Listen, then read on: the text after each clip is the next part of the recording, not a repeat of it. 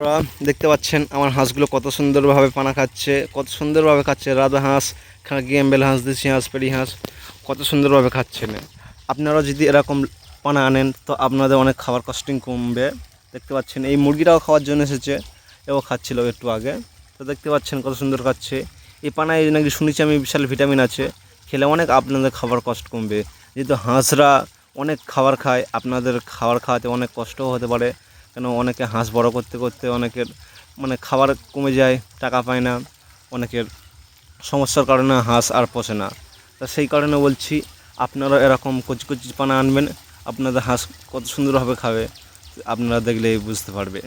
তো দেখতে পাচ্ছেন, জুম করে দেখাচ্ছি আপনাদেরকে আমি। দেখো এরকম খাচ্ছে, দেখো খাচ্ছে আর ছুটে উঠে যাচ্ছে, কী আর বলবো, এত সুন্দরভাবে খাচ্ছে।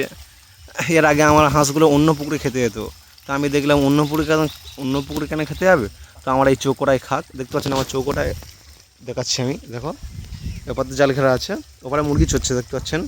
তাই এই কোলা গাছ আছে, এই সাইড থেকে স্টার্ট আমার, খুব বেশি চৌকোটা না, দেখতে পাচ্ছেন। এইদিকে আছে আমাদের শশা গাছ, আব্বা শশা গাছে লাগিয়েছে, শশা ফুল ফুটেছে। তো দেখতে কত সুন্দর খাচ্ছে। আপনারা আপনাদের হাঁস মুরগি খাবে এত সুন্দরভাবে।